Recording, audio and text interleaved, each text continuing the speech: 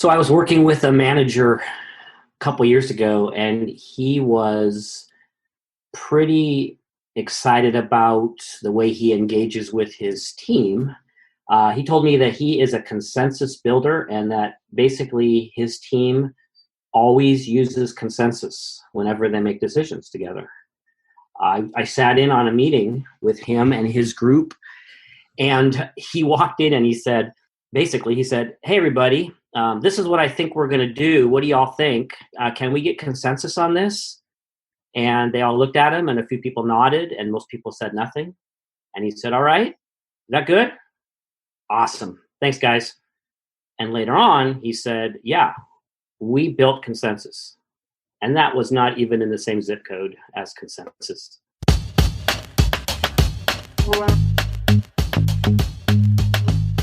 This sounds like a stupid question. Probably is, because, yeah, go ahead. Skilled managers equals high morale, which equals all that cool stuff that you cannot pay for and you can't punish for. When you close off that feedback channel, you are not going to be able to hear the truth. In the first microseconds, your brain can't tell the difference between physical danger and what we call social danger. I'm pissed off at you. Me, specifically? Well, just because you're my boss and all. Employees tend to get promoted until they reach their level of incompetence. Go forward and don't suck. Hey, folks, welcome back to another episode of the Managing with Mind and Heart podcast. We are now on episode number 28. And if you've listened to all our episodes up to this point, then congrats. That's pretty cool. You've made it this far with us on the journey, and that means we haven't completely annoyed you yet. Well, maybe we've annoyed you a little bit, but there must be enough good in there that you're hanging out there with us. So we appreciate you all. Yeah.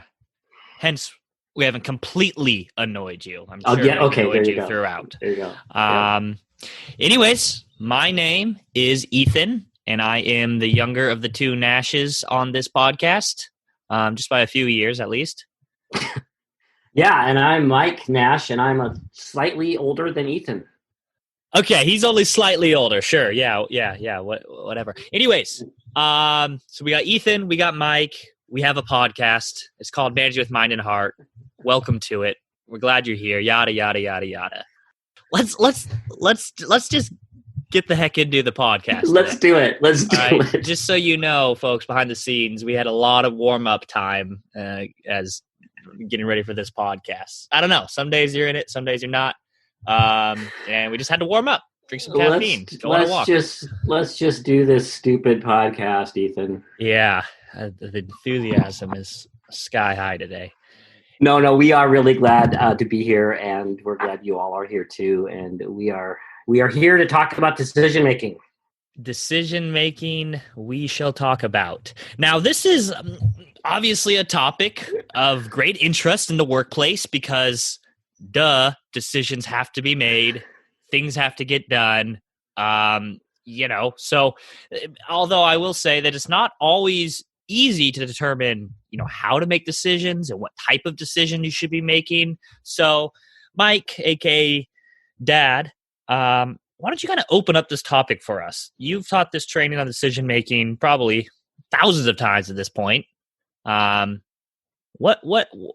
does it start? What do you teach people in terms of how to make good decisions in a team work environment? Yeah, well, the point for today is not so much the decision itself; it's the way we make the decisions. There's a lot of different ways to decide, and I think a lot of managers aren't really aware of that. In fact, what I find is that most managers I work with up front, they kind of think there's two kinds of decisions, right? Either they make the decision or there's a consensus. Like those seem to be the two kinds of decisions that get focused on in the workplace. And there's actually 6, and I'm kind of excited about sharing those with our listeners today because there are 6 ways of deciding. And the art of decision making is for managers to be able to look at those different types of decisions and choose the right style of decision making for the moment. So that's the basic idea. And what happens in organizations, unfortunately, is they tend to lean one way or the other, right? Either Managers make all the decisions or most of the decisions, and employees don't feel like they have a voice. And we can talk about what that ends up creating, right? Or the opposite happens. You get a manager who's so committed to consensus that everything becomes consensus, right? And pretty soon it's, no decisions are getting made because we have to spend so much time circling around, decision making. So let me ask you, Ethan, as we kind of get into this, what do you think would be the results in an organization when managers make all the decisions and employees don't really have a voice? Their opinion is not asked for. What does that lead to? Yeah, where employees really don't have any input in any of the decisions. Well, I mean, the obvious one is, I think, just low morale, which is kind of a blanket statement for all of these, right? Which is people don't feel like their voice is heard, which can lead to low morale, right? There's a sense of disempowerment, a lack of autonomy, right? We just spent last podcast talking about SCARF and autonomy is huge there. There's no ownership involved, right? And when they feel like they don't have any ownership, they actually stop being creative, stop taking initiative, stop getting stuff done, right? And sometimes it's not as good as decisions, right? Not enough, what I've heard you say before, brain power involved, right? When you involve a group or you involve others, okay, it can't possibly be the case that one person is the best person to make all the decisions, all right? Like, unless I'm the manager. Doesn't mean I'm smarter than everybody else. Right. The only person that applies for is Jesus, all right? And he's not a manager right now. So, so get more brain power involved. Other people have different expertise or strengths in areas that you're making decisions. Sometimes you're having to make decisions over and over again if there's no input because it wasn't the best decision. And then anger, resentment, and I think I could keep going on, but that should give you enough. Yeah, you've actually thought of more than I even thought of. Yeah, you're absolutely right. And of all those, I don't want to repeat everything you said. The resentment, the morale, the redeciding because I didn't have enough input. Yeah, I think of all those things you said, I think the one that I think is the most troublesome is the lack of, would you call it ownership? Yeah, investment ownership. If you have a group of employees who are just supposed to sit down and shut up and let you decide, and they're supposed to now just sort of carry out your decisions. Right. There's no ownership, which means you're not getting people volunteering their brain and their heart anymore. Right. They're just putting in their time with their butt in their chair, and you're not getting creativity. You're not getting innovation. You're not getting problem solving. You're losing all the stuff that we want as a manager, which all comes from employee engagement. Right. Yeah. And I don't know if this is the appropriate time to plug in the story about my younger brother, your son, with ownership, right? What happens when you give people ownership over a task and let them make the decision? Yeah. Right? Yeah. Really You're talking about the garden. Is that the? Yeah. Yeah. This is the time when we were, Christy and I were going on vacation for a couple different times that summer, and Elijah was home from college, and I hired him basically to house sit both times that we were gone, and his job was to keep the cat alive and water the gardens and just kind of keep things going. So we got back from our first vacation, and it was mid-July, super hot where we live up in the mountains in eastern Washington. I went to the backyard, and the garden itself, which is a pretty large plot, was beautiful. It had obviously been watered the whole time, but the 10 potted plants on our porch were ash. They were just black, dead ash. Had not seen a drop of water for 10 days. And I later on in talking to Elijah, of course, I asked him what's going on here. He didn't see the pots. He had to walk between them twice a day to water the plants, but never saw them. But in any event, I had him fix it. I asked him to take care of this. He had made some money house sitting, so he had some money to take care of this, and it wasn't that expensive. But I asked him, hey, you need to fix this. Go ahead and go to the nursery. I told him who to talk to there because the guy there knows me and knows where I live. And I said, but be creative, go pick out what you want to pick out and come back and I'll show you how to fix this. So he went to the nursery and came back with a bunch of cool flowers and stuff. And I showed him how to pot one pot, and he got that figured out, and I left him alone and let him be creative. And he fixed all the pots and planted and set them up on the porch. And then Christy and I went away for another vacation a few weeks later. and came back, and I was a little nervous, walked into the backyard, and everything was beautiful. And not only were the potted plants gorgeous, he had rethought his decisions. Clearly, he had dug up flowers and moved them around because he thought it would look better another way. So the obvious difference there, right? It's ownership. It's all about ownership. And when we don't involve our employees in decisions, we're taking away those opportunities for ownership, which means they're just not going to care anymore. They're not going to give a rip. Right. Now that's one end of the spectrum, right? Where we don't, a leader doesn't include anything, and he just, or anybody else in the decision, he makes all the decisions himself, or she does. Now the other end of the spectrum, which is you as the leader never make decisions on your own, and you always do participatory decision making involving other people. So now let me ask you, what could be some of the results if you always are involving others in decisions? Well, I actually have an example of that, of the results of it. It's a client I worked with years ago, and she was quite committed to consensus. Everything was consensus. And she had this team of, I think, 11, 12 people. And I was quite involved with this organization as a consultant for several years. But everything was consensus, and you saw the result of it. There was some positive to that, but ultimately you saw things like, well, I'll tell you the sink stopper story. I was watching them have a meeting one day, and there was this counter with a sink in it in the meeting room, and somebody pointed out that the sink stopper was missing. And I watched this group, and I was tracking this because I was actually studying their meetings for a project. 23 minutes they discussed who was going to get the sink stopper. 23 minutes out of a meeting that's supposed to last an hour. I literally could have walked across the store to the hardware store and got them a sink stopper in those 23 minutes that it took them to decide who was going to go get a sink stopper. And that was really characteristic of that group. Everything was consensus, which means that we are spinning and spinning and spinning and wasting time. And we're doing a lot of decision making, but coming to very few decisions. And I think the decisions can get really watered down if it's always consensus, right? I don't know if you've heard this old saying, too many builders a crooked house makes, right? Too many cooks in the kitchen kind of idea. It's just, it gets unwieldy, and you pretty much start kind of shaving off all the sort of bold, kind of extra creative, maybe risky decisions because you want to make sure everybody's happy. So I think lots of different, and low morale on top of all that. I think low morale. Sure.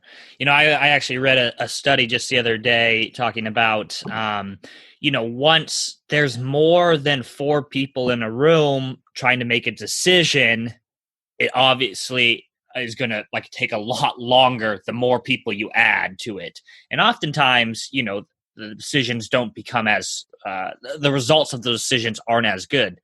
And that's not to say that, obviously you don't ever use participatory decision-making. It just goes to show that if you're always in the place where you're trying to include everybody, not as many decisions will be made.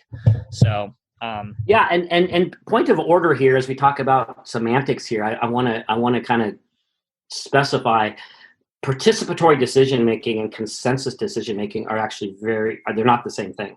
I actually think that we can make a lot of participatory decisions, like tons of them, but we don't have to make a lot of consensus decisions. So we'll kind of get into this as we talk about the 6 different styles. Okay. But I think what I like to see is an organization really using all the styles we're talking about. That's really the magic, because what we're talking about here is let's balance out the scale, right? Let's not use too many consensus decisions. Let's not use too many, leader decides.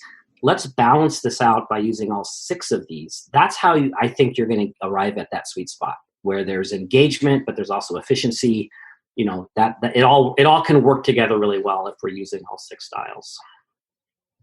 Okay. So I guess before we get into those, do you have any specific formula in terms of all right, how often should you be using, the type of styles where the leader ultimately makes a decision, and when should you be, or how often should you be using the ones where people are involved and you're making a decision as a group?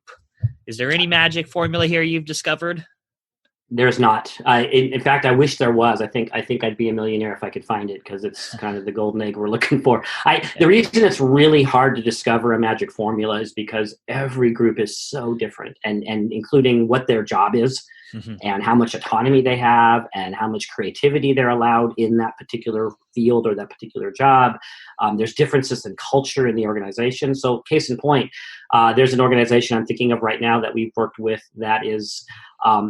It's a government organization. So there are so many decisions coming down that employees have nothing to do with, like just constant. It's the culture of the organization, for good or for bad, that there's lots and lots of decisions that come down from the top that no one has any control over. So in that organization, I would say, managers, you really need to push as many decisions as you can toward the participatory end of the scale. I just think it's important that we balance out what's going on in our broader culture, right? And you might have to go the opposite if you're in a different kind of a culture. It also has to do with the personality of the manager, right? And, managers some of them are, kind of bent toward a little bit more authoritarian, autocratic, just efficiency, let's just make a decision. And others are very much kind of organized around consensus building. And so you have to kind of look at where you're coming from and maybe adjust for that a little bit. Right. So yeah, I wish there was a magic formula, but I don't think there is. Well, I'm sure you could just come up with a magic formula, write a book, and I'm sure you'll sell millions of copies. Let me put that on my to-do list. You wouldn't be the first one to come up with something like that. So what I'm hearing is kind of the punchline is when you find a sweet balance between participatory decision making and the leader just deciding, that's where you want to be, because that's where you'll see would you say the best type of decisions being made and the most engagement there without losing time and still being able to make the decisions in a timely manner. Yeah, that's what you're looking for, is that sweet spot. And I just thought of the magic formula. It's called ask for feedback. The magic formula is you're going to learn and practice these 6 different ways of deciding, and you're going to try to do all 6 of them. And then you're going to check in with your team. That's so important. You're going to have these periodic conversations with your team, maybe in one-on-ones or as a group, and you're going to talk about this with your team. Hey, let's talk about the different decision-making styles that we use in this group. And let's talk about the balance, right? How does this feel for you? Do we need to do more of these or more of those or less of those? I think that's really and of course, it's not a magic formula. It's really what we've been preaching here for 28 episodes, right? Is we ask for feedback, and we're open to feedback, and we check in with our people. Right. And the one thing that I've heard before we jump into these 6 styles is, ultimately, the leader, you're going to make the decision there on what style you're using, more or less. But regardless of what decision you're using, you just need to be clear about what style you're using. And I think that's a good framework to keep in mind, as we go through these 6 styles is, you can choose them, and maybe in hindsight, you wish you would have chosen a different style. But as long as you tell everybody, hey, we're doing this together, or hey, I need your input, but I'm deciding, or whatever it may be, as long as they know you're on the straight and narrow. That's the principle that I think we need to repeat a couple times during this podcast. Employees just want to know if they're influencing or deciding or neither. Right? And I'm going to say it again. Employees want to know if they're influencing, deciding, or neither one. And they, in general, are okay with whichever one it is, as long as they know. The problem is when they don't know, and then a decision gets made, and they thought they were influencing, or they thought they were deciding, and they find out it was something else. That's when they get, they feel burned, and that's when they come back and feel resentful and say, "Well, why'd you even ask my opinion if you're gonna?" Right? That's where the problem comes in. So you nailed that one. It's really, it's not so much which style I've chosen for that moment. Was I clear? Which reminds me that this model that we're about to talk about, these 6 styles, managers, if you're listening, well, you're obviously listening because you can hear me. Tell your employees about this model. Like, this is not a secret. This isn't a secret management trick. This is a model that you want to be fully transparent with. Well, let's jump into these 6 styles if you're ready for that. Let's do it. All right. Let's start with style 1. Style 1 is the You start with 1. Yeah. It's the furthest over on our visual chart. It's on the left, furthest over. It's on the side of the scale that is mostly centered on the manager, right? A 6 is on the other side of the scale, which is mostly centered on the group. Okay, so farthest over to the left is a 1, which just means, and we call it decide and tell. This is a decision that a manager makes and lets people know. It's that simple. So yeah, I mean, there's not a lot to dialogue there. The manager makes a decision, and there it is. Now, what sort of decisions should be made or could be made using style 1? I can imagine there's certain decisions that are better suited for, hey, I'm just deciding, I'm not asking for opinions, here's it is, such as who's going to go get the drain stopper from across the street or whatever it was. Yeah, that's what's funny about style 1s. There's literally, this is going to be a double negative, I can feel it coming. It's literally, there's no decision that can't be a style 1. Like I mean, a sink stopper would be a great style 1. Hey, Ethan, would you go get a sink stopper when you get a chance? I brought donuts in for my meeting. That was a style 1 decision. I didn't ask anyone's opinion on the donuts, right? I had to make a budget decision. I hired somebody. I fired somebody. I wrote a policy. I mean, there's really not a way to categorize these decisions in terms of, right, these are style 1s and these are style 3s, right? Everything could be a style 1. The problem is when we make everything a style 1, right? So we just have to find some ways to move those styles, move those decisions to other categories. There's definitely a big difference between everything could be, style 1, or really that could apply to any of these styles. Anything could be these styles, but that's different than should. So absolutely. I mean, come on, I'm holding your feet to the fire a little bit here. There has to be some decisions that are better suited for this one than other types of decisions. Yeah, there's a little, for example, I am I'm not going to be asking my employees' opinions about me firing one of their colleagues. If it comes to that, right? Sure. I might consult with others fair in the organization, right? But I think that would be a pretty obvious, let's keep that in the style 1 category. Right. But here's what happens when I get pushback in class. They'll push back on something that seems to them really obvious as a style 1, and I'll challenge it, right? So I've had pushback, for example, well, what about hiring? Well, no, I can think of lots of ways to have employees input before I hire somebody, right? Yeah. How about a policy? Lots of reasons to that. How about a budget issue? No, lots of reasons. It doesn't mean I'm giving that decision away, but I certainly can ask people's input before I make a specific decision, right? Style 1s are those decisions where I don't ask input at all. Right. I think of these as decisions maybe that it would literally be inappropriate to try to bring someone in. Like you said, like should I fire someone? Okay, yeah, let's ask all their peers, humiliate them. Right. Yeah, kick them off the island, right? Or the building's on fire. Let's have a committee meeting to decide which exit we should go out, right? So emergencies. Sometimes those just call for a style 1. Yeah. And we work with a lot of different utilities, people out in the field, and I've heard in classes like, well, we don't have time to make these decisions as a group. I'm like, yeah, we're not talking about those decisions. Like if a tree's about to fall on your power line people that are fixing stuff, just tell him to get out of the way. Don't. Right. What do you guys think? Should he get out of the way before this tree falls, or should we just let him die? What kind of consensus here? Oh, everybody wants to let him die? All right. Sorry, buddy. You got to stay there. Anyways. Yeah, that's listeners. Also, in case you weren't clear, he's giving an example of what not to do. Yes, it's a what not to do. Anyways, yeah. I also think of the decision 1 styles as maybe just kind of these like small, unimportant decisions that like literally it's just a waste of time to ask anybody's opinion on, right? Like there are certain decisions. It's just like, come on, just you're a manager. You just decided this. It really doesn't matter. Yeah, it's funny because I think that's probably more where I would say go ahead and use style 1 than the big ones. I would probably say, you know what, you're at the donut store, just get a variety pack. Don't call the office and ask everyone to sound in. Right? So Now one more thing about style 1 real quick. Style 1s include all the decisions that come down through me, right? So my manager's manager made the decision and it came all the way down through me and I'm telling the group, it's still a style 1, even though I didn't personally make it myself. But as far as you're concerned as the employee, it's a decision that has been made. Now, with style one, be really clear, give information, tell the why. If you know the why, the thing that has to go with style one is really good communication, because there is a style zero that we talked about in class called decide and then forget to tell.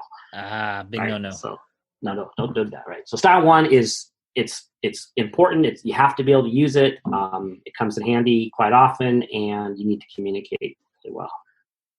And style two is almost decide, seek input, and then decide. Okay. So almost decide, seek some input, then decide. Okay, so what would this look like? Like, give me an example of like what does almost deciding look like, and then seeking input. Yeah, it's actually a really realistic, real life, feet on the ground decision making style. I'm going to create a policy about something that we need to have a policy for. I've drafted it out. I've given everybody a copy. Hey, mark it up. Tell me what you think. Or in a meeting, tell me what you think. What are your thoughts? And then I take all that data that I just gathered and I go make a final decision. It's a real life decision making style that managers have to understand that there's nothing wrong with using style two. And what's cool about it, well, lots of things are cool about a style two. First of all, you're still deciding, right? So it's really safe. You lose nothing in using a style two. Secondly, it does involve your team. You're asking their opinions.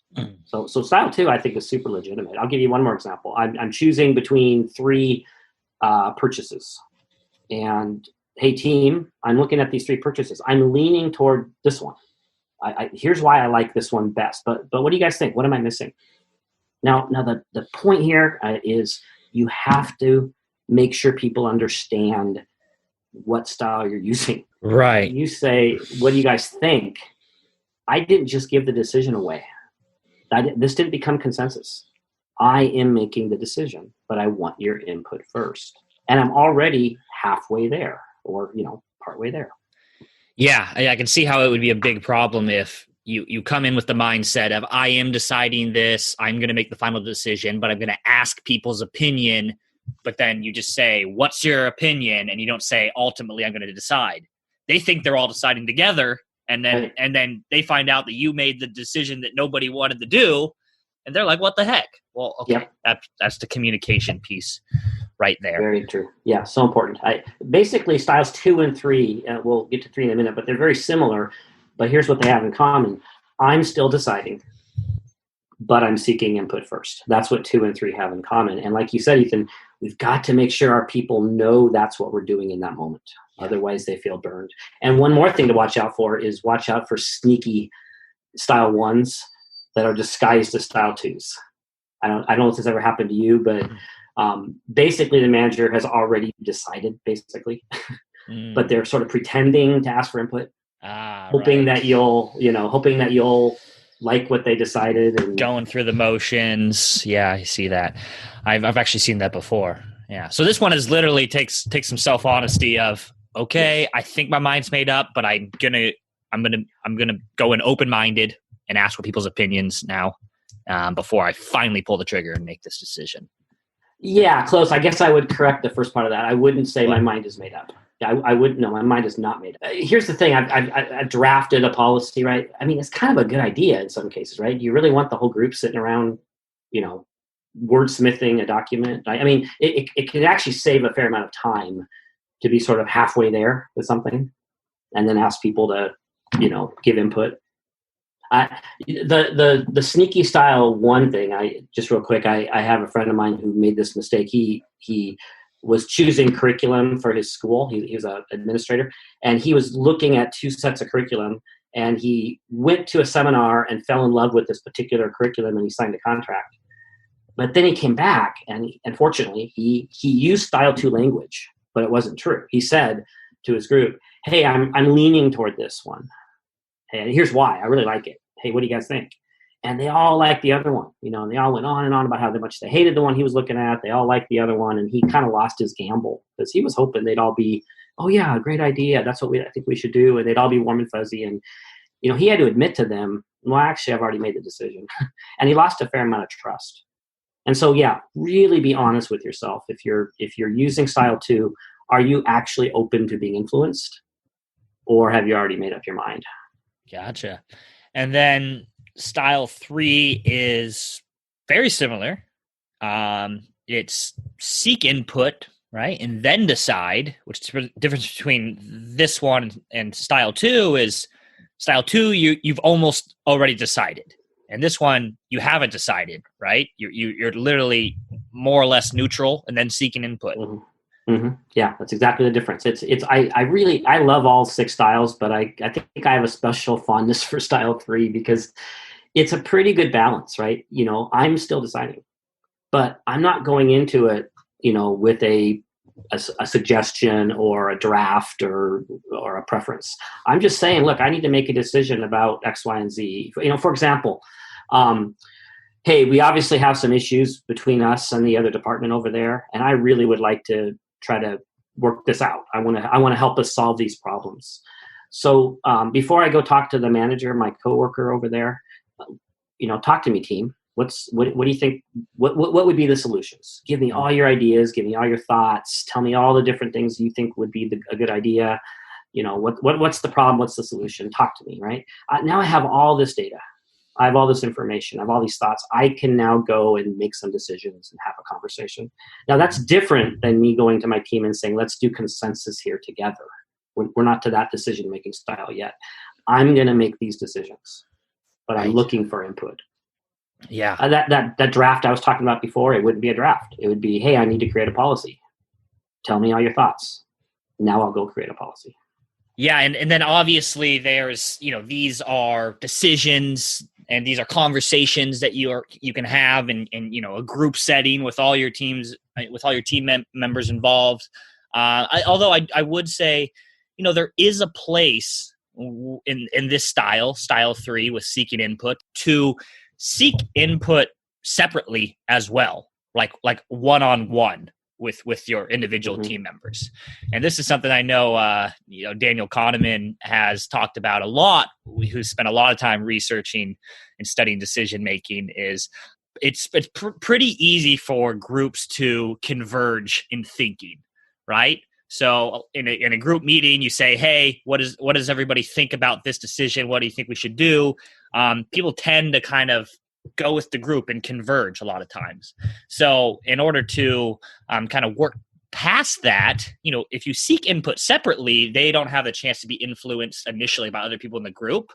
And then when you come to the group, everybody has already kind of anchored themselves to where they think, and then you have a more productive conversation that's not influenced by the convergence of thinking, if that makes sense. So there is a place. Yeah, I think there's a lot of ways to seek input from your team, and I like doing it as a group. I think there's a couple tricks there. One would be, and I think we've talked about this in the podcast. I would love to see managers do more turn and talk or small group conversations in their larger groups. The problem when you go to your large group and say, hey, what do you guys think? You're going to get usually about 20% or less of the people speak up, and you really don't get enough data. There's the problem of managers who, hey, what do you think? And then they only wait like 5 seconds. And then they start talking, and people, remember the processors from our behavior styles episodes, they didn't have time to process. So I think there's lots of cool things we can do to ask for input. Small groups first, then come back together. Keeping a list up front of the group as they're sharing things. Reminding people this isn't consensus. We don't have to come together. That's the key on this one. You don't have to have everybody agreeing with each other. That's not even the point. It's really about getting everybody's thoughts and ideas. And that reminds me, it's really important that we distinguish between a style 3 and a consensus. They can get confusing. They can get kind of mixed up. So when I'm saying to the group, hey, what do you guys think I should do? And I'm not clear which style I'm using, they might think we're all supposed to come together on this and we're all supposed to find agreement. That's really not what we're doing here with style 3. I'm just asking for data. So you're right. One-on-one would be good. Writing, email, large group, small groups. Give people time before the meeting to think about it and then come to the meeting and talk about it. Lots of tools and tricks. Yeah, and then it's just back to what we've talked about a lot before: meeting agendas, right? If you set agenda, yes, and you can tell people ahead of time what decisions we're going to be discussing as a group, right? And ask them to, hey, maybe like write this down or something as what's your initial reaction to this potential decision that I have to make? I want to make sure that as we're talking about style 3, that we understand that we're not making a decision. And this is actually something that gets very confusing. And for example, if I'm with my group and I say, tell me all your thoughts about this thing, right? I can just say thank you after I get all their thoughts. I can later on take that information and go make a decision. And I think that's what's really key about style 3 is we have to remember that we're not trying to push for a decision in a style 3 situation in most cases. It's me collecting information so I can then later go make a decision. Nice. Sounds good. Well, why don't you tell us about the next style, style 4? Well, 4, 5, and 6 are a whole different category. Styles 1, 2, and 3, what they all have in common is the leader makes the decision, right? That's what they have in common. In the style 1, she or he's just making it. Style 2 and 3, they're asking for input first and then making a decision. Styles 4, 5, and 6, what they have in common is that the group is deciding. Okay, so 4 is pretty simple. It's a vote. It's democracy. Now, where would this come in handy? This isn't used very often in the workplace, and that's fine. That's okay. This doesn't have to be used as often as the other 5, but where would it come in handy, do you think? I don't know. I mean, when you like literally have a decision that you just want to, that's a tough one to make, and the group is clearly split on, which direction to go. Okay, well, I guess we'll just have to vote on it, right? Yeah. If there's no clear direction to go, you really do have to just say, all right, I guess we'll vote, and majority rules. Yeah, that's good. If it's going to be a decision that you're not going to take back, right? You're not just going to say, okay, I'll decide. You're not going to go to 1, 2, or 3. A 4 might come in handy when you've tried to go for consensus, which is a 5, and you haven't gotten there, right? You've worked toward consensus and you're running out of time, or, for whatever reason, it just makes sense now to shift back from a 5 to a 4. And I've seen that happen several times, and it works pretty well. Other examples are just kind of what we call the pepperoni or sausage decisions, right? Like Christmas party dates and just things that most people aren't gonna go home weeping if they lose, right? It's the stuff that's kind of simple, that's quick, let's just do a vote. So it could be little things like that. It can be bigger things. I saw one group use it for a benefit package. They were presented with 3 options and they got to vote, and that was the way they decided. So it comes in handy. So when would it not be appropriate or helpful to use, this voting decision-making style? Where I've seen it, I think, be pretty awkward is when managers don't really know all the decision-making styles. And so they think, well, I don't want to make this decision myself, so we'll just do a vote. And so you end up with, people voting on policies or things that really do impact everybody, that feels like, look, you're not even really asking for input. You're just asking for us to vote. So I guess I'm not answering that super specifically, but I feel like there's just a lot of decisions that actually require discussion and input and things like that. And a vote can kind of short circuit some of that. So style 5, consensus. Style 5 is, consensus. Consensus is, there's so much we could say about this, and I probably don't have time here today, but bottom line is, it's a really valuable tool to have in your toolkit as a group, to know how to do consensus and know when to do consensus. I kind of relating to my story at the beginning of the episode, I've seen managers misunderstand the concept over and over again. A style 3 is not a consensus. The fact that I'm asking for people's opinions before I decide is not a consensus. A vote is not a consensus. The guy who said, hey, here's what I'm thinking, what do you guys all think? Can I get consensus? That wasn't consensus. So I think it's important that we know what it is and understand that we can't use it all the time. But there really are these key moments in our organizational life where it's just a great idea to get everyone together and make a decision together. Okay, well, let's dig into that. You said it's really important that they understand what exactly a consensus is. So what exactly is a consensus decision then? Well, it's everyone participates. People aren't left out, right? I guess the second part of consensus is we just agree up front that we're going to work at this until we can all agree to agree, right? We're going to work on this decision until we can all support it, till we can all accept it, until we can all get behind it. And that doesn't mean that I personally am going to get 100% of what I want. In fact, one of our models we teach folks is that, there's getting 100% of what you wanted, and we kind of call that a win, a 5, right? I got 90%, call that a 4. I got 80%, I call that a 3. I got 70%, I call that, a 2.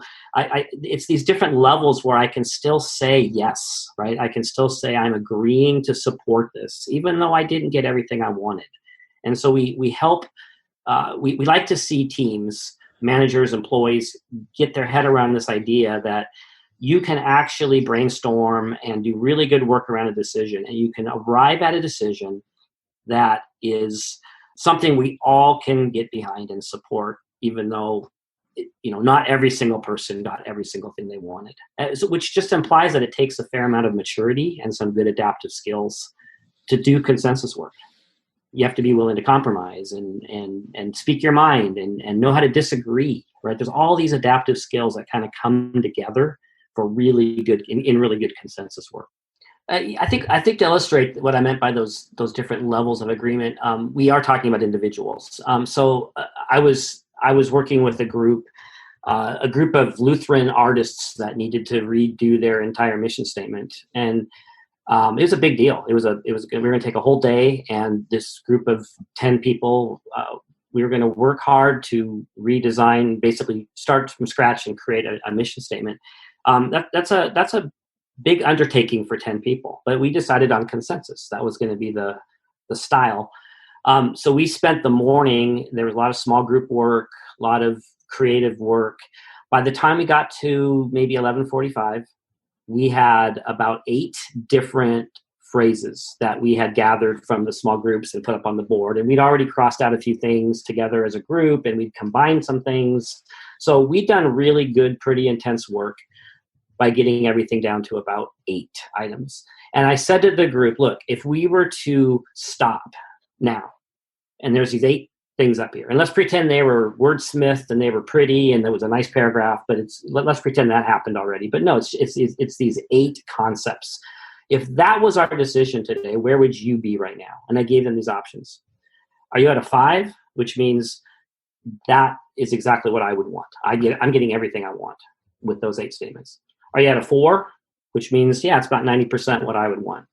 Are you at a 3, which is about 80%? Are you at a 2, which is about 70%? Or are you at a 1, which means, no, I'm not there yet.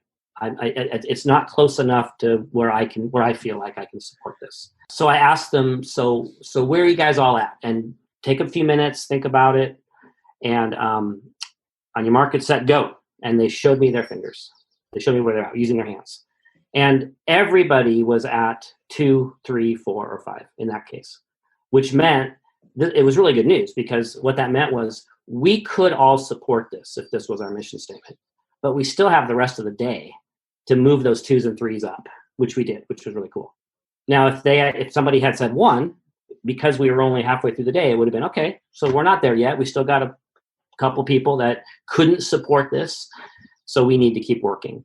And that's, I guess, the answer to your question. If we're truly doing consensus work, and you've got somebody who's like they're not there yet, that calls for more work. That calls for some more discussion, which is one of the reasons consensus can actually take some time. Mm-hmm. Now, couple safety valves on that.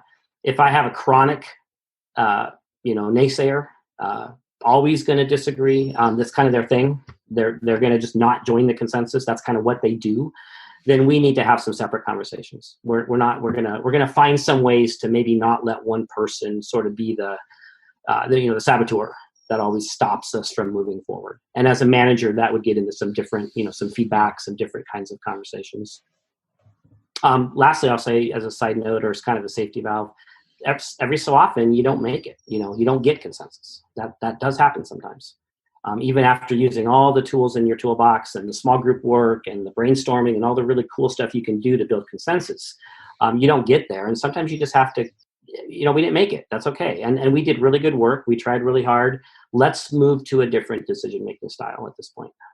Okay, so that was my question. In that case, if you just literally, you're spending a lot of time and you just can't get to a consensus, is it appropriate then for the leader of that group to pull out the card that says, I'll just have to make the decision here, or we'll vote? Yeah, if you're in a consensus situation and in your semi-perfect world, you've really run it pretty well. People had a voice. You did brainstorming. There's a lot of skills that we're not going to get to today in how to do that consensus work. But right, so they're doing all the good consensus work. They get to that moment and they're not there and they're out of time. You have a couple options. You can go to vote, which feels pretty. I've seen that feel very smooth. Everyone kind of gets why we have to do that at that moment. It seems to work. You can also go back to a style 3 at that point, and you can say, look, this has been great. Really good information. I've heard everybody. I know everybody's position on this. I've got lots of good data now. I'm going to go ahead and just make a decision based on everything I heard here today. So that's a style 3. Yeah, good safety valves or kind of escape hatches if you aren't quite making it to consensus. Right. So it can be a pretty fluid process. Like you're not locked into one decision-making style just because you said that's what we're doing from the start. Like you have to use your judgment as a leader to say, all right, we're not going to get there via consensus. And I think that principle applies only to consensus. Like I wouldn't change course in the other styles. Unless you got a 50-50 vote, then you kind of have to. That's true. Well, you have to figure out a way to break that tie. That's true. Flip a coin. That's style 7. Style 7 is flip a coin. Okay. That can sometimes lead to the best decisions. Mm-hmm. So that's consensus. Style 6 is the last style, which is delegate. So, right? Delegate decision to someone else or to a subgroup. Tell me about this. How do you make this work? How do you make it effective? Yeah, there's a ton to say here, and we'll just kind of narrow it down and say, you might have a group of experts in a particular area, and it just makes sense to give them the decision because the thing we're deciding is, in their wheelhouse. It might be a couple people that are going to be using the equipment you're buying, so let them make the decision. There's lots of different examples of why I might delegate a decision to an individual or a small group. Bottom line is you've got to provide all the parameters, right? Don't throw out don't throw out a style 6 and then have to reject their next 5 decisions because you forgot to tell them, oh no, you can't do that, and oh no, we don't have money for that, and right. So if you're going to give a decision away, you really have to do your best to create parameters so that they're safe in making their decision, and you won't have to come back in and cancel their decision later. Right. Yeah, and I really just feel like this style can take from a leader, a lot of self-awareness, just because you are most likely to have a team with all different types of strengths. And you as a leader don't have all those strengths. So if there's a decision where you feel like a subgroup is going to be more informed or will make a better decision to you, than you, or maybe a particular individual just knows more about this area, has more information, therefore they can make a better decision. Having a self-awareness to say, you know what, I don't have to make this decision. And in fact, I think I would not make as good a decision if I were to take it myself. So I think this can be used in a really powerful way. And besides that, this is, like we talked about at the very beginning of this show, this is called extending trust, right? This is called giving autonomy. Right? People perform better and do better work when you give autonomy. This is also making your life easier. Like I don't have to make every single decision here all the time. And then also it's just a recognition that this is a team. And like I said, there's a wide variety of strengths across the team. So yeah, I want to emphasize what you said about autonomy. When you take style 6, you should be applying style 6 in a sense to every employee in their job, right? Like I should be looking at you, my employee, and saying, having this conversation and saying, look, I want to find as many things as I can to let go of, right? So that you can own it. That's actually important that we do that with every single employee and look for all the opportunities for giving autonomy in their role, right? In their job. So style 6 should really be a thing that I'm always looking for whenever I can find it, individually with each employee and then as a group as well. Like you said, okay, this decision, I don't need to make this one. Right, right. And that's a really good point. I never thought about it in that sense. We're kind of implying that we're talking about decisions that affect groups or for the whole group, but that's not it. Like there's decisions that individuals make within their own job functions, their own life, right? And as much as you can, if they can make decisions that have autonomy over their job, we know by the research that they're going to be better off. That's exactly right. In fact, we have a model in our class where we talk about sort of these three categories. In your job, you have areas that are just do it, right? You have areas that are just yours. This is yours to decide in your job. When these situations come up, when these decisions need to be made, just do it. You don't have to check with me, right? A second category would be, okay, just do it, but then let me know later. FYI me when you make these decisions, okay? And then the third category is come check with me first before you make these decisions, right? Yeah. So these are the three categories that you and I would want to have those very spelled out, so we really are on the same page. And I was coaching this woman one time, and she was accused of being a micromanager by all her employees. I had interviewed everybody, and so I worked with her on this decision-making thing. She did not think she was a micromanager. So I shared with her those three categories that I just shared with you. Just do it, do then tell, or consult then do, right? Those are the three categories. And I asked her to pick a random employee and take all their jobs, all their tasks, and categorize them. Which category would she put them in? That was her homework. Well, she comes back and meets me the next week, and she shakes my hand when she sees me, and she goes, "Hi, I'm Diane, and I'm a micromanager." And she totally got it, because what she discovered was every single task in this employee's job was under the category of come check with me first. Yeah. Like every decision was in the category of come check with me first. And she hadn't realized that she wasn't giving anyone autonomy to make their own decisions. Right. And so it's really cool to watch her move these decisions to true style 6, right? Where she really was delegating these sort of daily decisions back to her employees where they belonged. Yeah, that's awesome. And I bet that made her life as a manager a lot easier to kind of just take that burden. I don't actually have to make every decision. Well, so that is the 6 styles. Let me just kind of go through them again from the beginning real briefly. Style 1. And again, the first 3 styles are you as the manager, as the leader, are ultimately making the final decision. But style 1 is you decide, and then you tell them what it is. And the key point is you tell them that you made a decision. Style 2, it's almost decide, right? You kind of almost know where you're going to go with this, but then you want to seek input, and then you make the final decision, right? Style 3 is you haven't made any decisions. You haven't almost decided. So you seek input, and after you collect that information, after you seek that input, you decide. That was style 3. Now, style 4, I'll let you take the bottom 3 here, or the last 3 styles. Yeah, 4, 5, and 6, what they have in common is that the group is deciding, with your help, of course, your guidance. Style 4 is a vote. Style 5 is consensus, which calls for lots of other discussion around how to do that, because it's a real art. And then style 6 is some version of giving that decision away. It's called delegate. We give the decision to a group or an individual.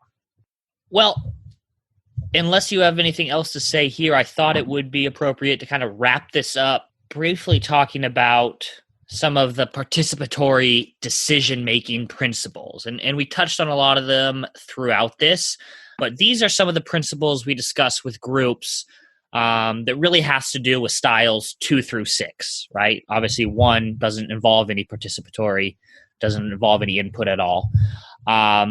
So the first principle is simple. The leader decides how to decide. Yeah, ironically, which decision-making style to use is a style 1 decision. It's up to the leader to say, hey, I'm going to, this is going to be a style 3. I'm going to seek input, then I'm going to decide. So that's the leader's job. So yeah, that's the first principle. And that flows right into the second principle, which is you've got to tell the group which style you're using. That's, in fact, in class, I usually say, circle that one, number 2. This one's really important. If you don't tell the group which style you're using, this whole thing falls apart. which goes back to what I mentioned earlier. You really want your group to understand these different styles. You want to have a conversation and do some training with your team about these different styles. We have a lot of managers right now who actually put the decision-making style right on the agenda, right? So they're making a decision together and it says right on the agenda, this is going to be a style 3 or a style 5 or whatever. Nice. But real quick on the first one, the leader decides how to decide. Is there ever a place for consensus decision-making or voting decision-making about how to decide? Like, let's have a meeting about deciding how we decide. Maybe, but those kind of things make my head blow up. Let's have a meeting to discuss a meeting, to plan a meeting, kind of thing is where that kind of leads to for me. I think it's pretty efficient for the leader to decide which style they're using. I'm sure there's a time and a place to say, hey, what do you guys think? Should we consensus on this one or should we vote? So I don't want to close the door to those possibilities. Yep, fair enough. Number 3 is tell the truth about the style you are using. And this, to some, probably is like, duh, goes without saying, tell the truth. But I think we alluded to this in, a couple times throughout this show, which is really, don't say, hey, what does everybody think about this? What decision should we make? I want to get your opinion before I make the decision. Truth is, you already signed the contract. You've already made the decision, right? That's not being truthful about what decision you're making. Or saying something like consensus when you don't really mean consensus, or well, that one's got to be hard to hide, Well, it's actually not. A lot of managers just literally don't know what the word means, so they'll throw out the word consensus, and it really, and they end up making voting or something. Yeah, or they're making style 3. That's the one that gets kind of confusing for people. They're doing a style 3 decision, but they call it consensus, but it really isn't. Right. And in reality, we're all discussing it, which feels like consensus. But no, I'm taking all this data and I'm going to go make a decision later, right? So just be precise. I think that's probably a better way of saying it than tell the truth. Be precise about the kind of decision that you're making. Right. And that's separate than pivoting, right? You're not being dishonest by, like we talked about, you say, hey, we're going to do consensus here, and you just can't get there. You can't get the decision. Right. So you say, folks, we got to pivot. I got everybody's input here. I'm going to have to make the final decision. Yeah. Right? Okay. Right. You're still being honest about it. You just had to exactly. Pivot, right? Yep. So, number 4 is if the leader doesn't state which decision-making style is being used, ask. And I think this is another important reason to have not just managers listen to this show and take our classes. Everybody needs to be on the same page. And if a leader isn't telling you what style, well, at least everybody else in the group knows what's going on here so they can ask. Yeah, that's great. I've got one group right now that a couple times I've heard the group say to the manager right in the middle of the discussion, okay, so, hey, Eric, what decision-making style are we using for this? And it's great. It's great that they feel empowered to kind of hold them accountable to being clear about which decision-making style is being used. Number 5 is honor the group's role of using their influence with you. What that implies is, look, if you're using style 2 or 3, please be influenced, right? If you're not open to influence, don't use style 2 and 3. If you're using 2 and 3, clearly you're asking for people to influence you. So honor that, consider it. Right. Yeah. And honestly, if you're not open to influence overall in general, you probably are in the wrong role. That's right. And if you aren't open to influence in that particular category or that particular decision, there's nothing wrong with that, right? Mm-hmm. There's nothing wrong with that. Just make a style 1 decision. Right. Don't try to make a decision using style 3 when that's really not where your head is at. Nice. And number 6 is another principle for the group as a whole, which is honor the leader's role in leading and making decisions. Absolutely. It's the leader's job to decide, right? If you're using a style 1 or a 2 or a 3, it's the leader's job to decide. And in a perfect world, which doesn't exist, leaders are making wise decisions and they're using the different styles. But when it's time for a leader to make a decision, we still need to support that. unless it's, unethical or illegal or something crazy. But, unfortunately see a lot of negativity in organizations because, that employee doesn't like that decision. And so they spend so much energy and time bad mouthing the manager and bad mouthing the decision and not supporting it. And that's just such a kind of a way to sort of sabotage the culture. So yeah, we honor leaders' role in leading and making decisions. Number 7, all styles are effective in different situations. So you need to develop your flexibility. And when I see that one, when I think about that principle, I kind of think of trial and error, experimentation. You probably are not always going to use the best decision-making style as maybe you should have in hindsight. But the idea is to try the different ones out, use your best judgment, and be flexible with how you make those styles. How you make those decisions. The bottom line for that one is just use all the styles. Like that's the point there. Just don't get stuck, right? Don't get stuck on your favorite or the one that's easiest for you. And this is where I want to challenge our listeners that are in management roles. You are going to have a particular sort of bent, based on your behavior style. You're going to be, you're going to find certain decision-making styles way easier for you. So, kind of push past that and like you said, develop your flexibility and use all the styles. Yeah.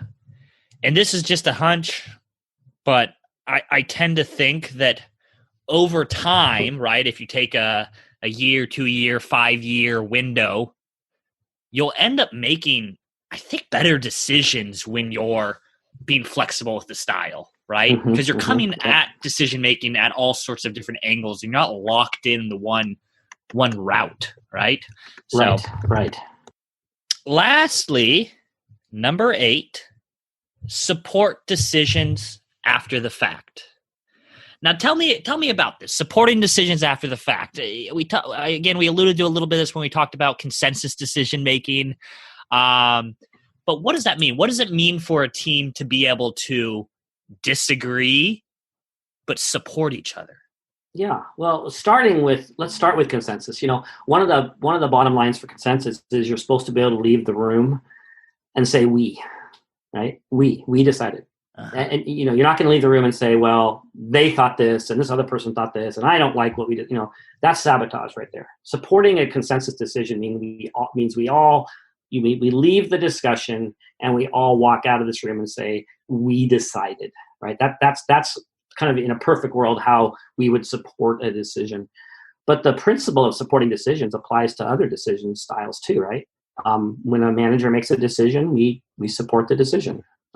We may give some private feedback to the manager, right? There's nothing wrong with that. In fact, we want feedback. We're big believers in feedback, but we don't go out and sabotage and throw our manager under the bus and, that kind of thing. So bottom line is for decision-making to work really well, you need a team of people who are willing to kind of work at decision-making, understand the model, and then support decisions after the fact. Yeah, absolutely. I love the book, although it has a very negative name, The 5 Dysfunctions of a Team by Patrick. I don't think I've ever said his last name out loud. I've only read it. Lencioni? Patrick Lencioni? Lencioni? Yeah. It covers a number of things and is short, fun read, but one of them is talking about that, how to support each other, how to just support decisions after the fact. How to support decisions as a we, even when maybe not everybody was totally in agreement, since that's the route they needed to go. So I'd recommend picking that up. Flat organizations. There's a movement out there for making organizations flat. There's nobody in charge. Clearly, this model wouldn't work in that situation. When you've heard that before, when people say, "Oh, well, these models you're giving are great for an organization that's, autocratic with a leader in charge, but it doesn't work for us because we make all our decisions together. We're flat." What do you see when that happens?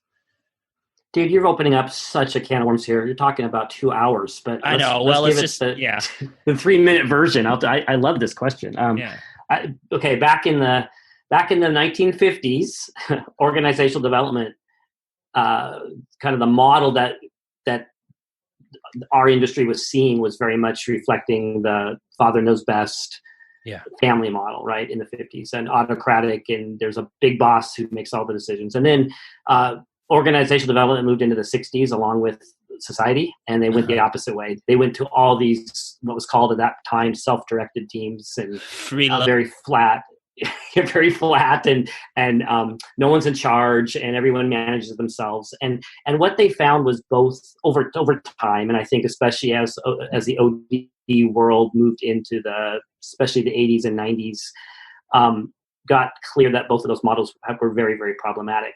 And we see that pendulum swinging back and forth every decade. And now we're starting to swing back into the self-managed teams. And my belief in a nutshell is that it's a balance. It's all a balance. And I think a team or an organization that goes too far one way or the other is going to have problems. We have a client that is very much right now into the flat self-managed teams, and they don't want anyone to manage anyone. They're actually losing out on a lot of benefit. People don't know whose radar they are on. They don't have, there's nobody really advocating for employees because there's really not employees. Mm-hmm. Decision making is very chaotic and takes a long time, and gets, they're always redeciding. So, there's some problems with the whole, let's not have a manager, but there's just as many problems with, just, sit down and shut up and let me make all the decisions. So yeah. The answer is it's a balance. Yeah. I like it. Will do. Well, folks, that is our basic model for decision making. Try it. I encourage you to go out there and start experimenting with the different styles. See what happens. Thank you. Yeah, and tell them how they can get a hold of us if they want us to come in and do some work with their teams, or do some coaching or do some training. Yeah. With both these decision-making styles, we can do a whole workshop on helping teams, figure those out and get good at those. The best way you can find us is just go to our website, www.nashconsulting.com, or shoot us an email at contact@nashconsulting.com. All right. Is that it? That's it. Folks. Thanks, Ethan. Good talking to you. Good talking to you, and good talking at everybody else out there. We will see you, meaning you will listen to us next time. Bye. Bye.